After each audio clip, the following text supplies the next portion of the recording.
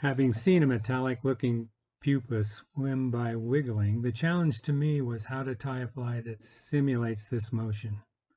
The metal-like sheen, segmentation, and the swimming motion shown by the midge pupa suggested to me that a necklace chain could simulate the wiggling pupa, that in fact looks a lot like a serpentine chain.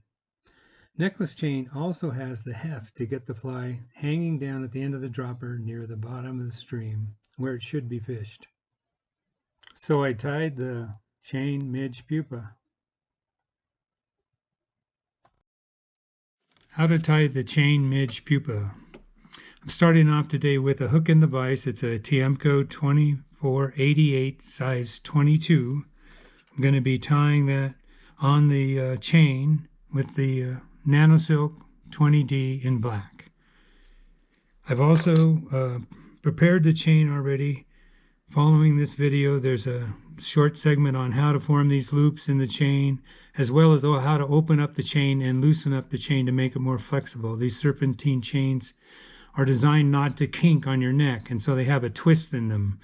And so you have to take that twist out to get full flexibility. Also, there's the fly tying segments followed by the recipe and where to buy the chain. All right, so I'm going to tie in with the 20D NanoSilk, a short thread base near the head.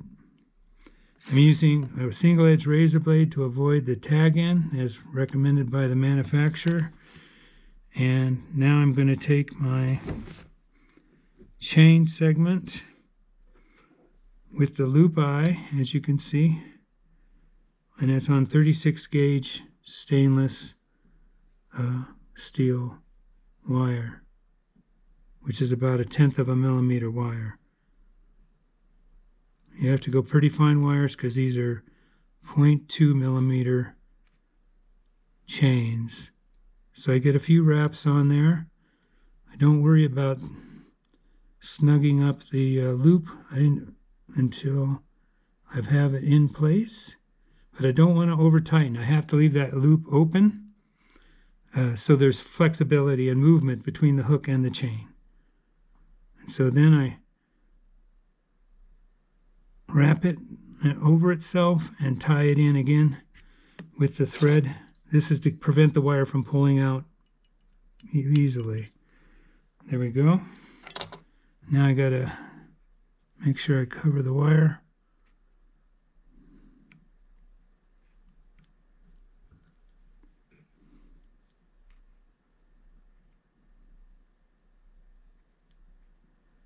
In the head, and I'm forming up a thicker head to look like the pupa with the wing pads. And okay, now I'm going to whip finish.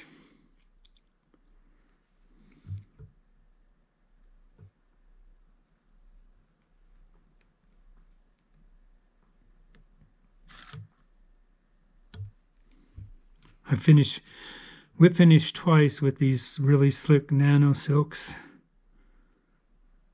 just to make sure I don't unravel. I hate changing flies. So then I'm going to cut it off now with the razor. There.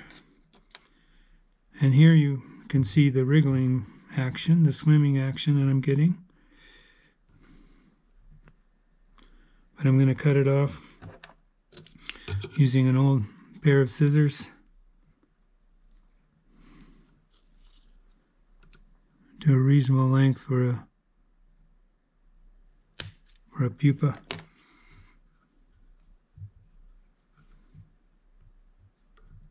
There, you can see it's the swimming action you can get out of these guys.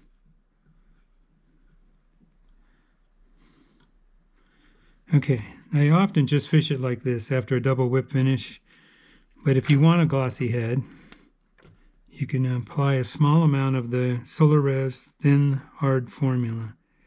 The key is it's got to be a small amount of adhesive because you don't want to get it either in the eye, which you can punch out, but you definitely don't want to get it back in that loop. So I'm using the toothpick to control volume and placement, and also I can remove excess if necessary. Okay, then to finish with the light, I may have gotten a little cement in there.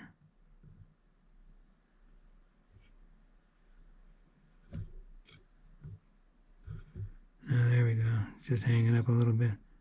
So there you have the chain pupa with the swimming action, the segmentation, and the heft to get it down to the bottom of the stream where the fish usually are.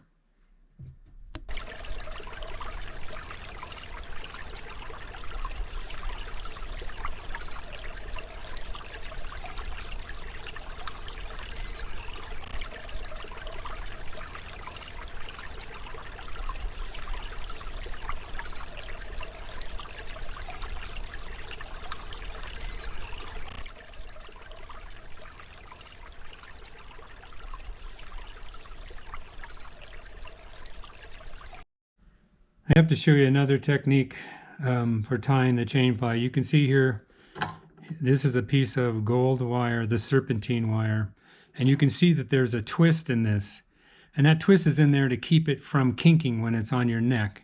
However, it makes the chain pretty stiff, and we have to unwind it a bit for two reasons. One is to make it more flexible, and two is to open up some of these eyes so we can get the thin piece of stainless steel wire, 36 gauge wire, through an eye of the chain loop to then tie it into the fly itself.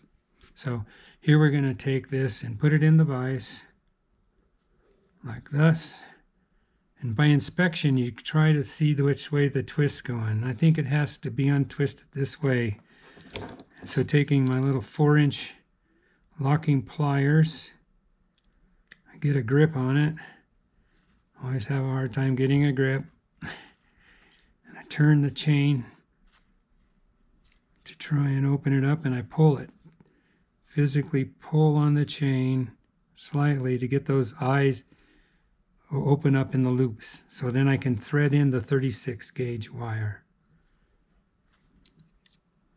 It's a delicate process. These are brass chains that are gold plated, and so they are a little tender.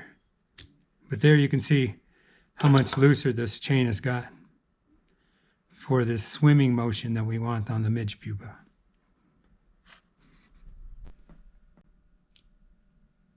Here's the technique I use to make the loop, to tie in the chain into the midge pupa.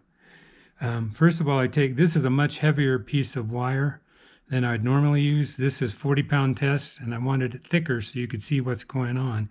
Usually I'd use a 36 gauge stainless steel wire that I get from Amazon. I've cut off a short piece of this, and I put a pin in the vise that I'm going to bend this around to form the loop like this. And then I like to try and squeeze it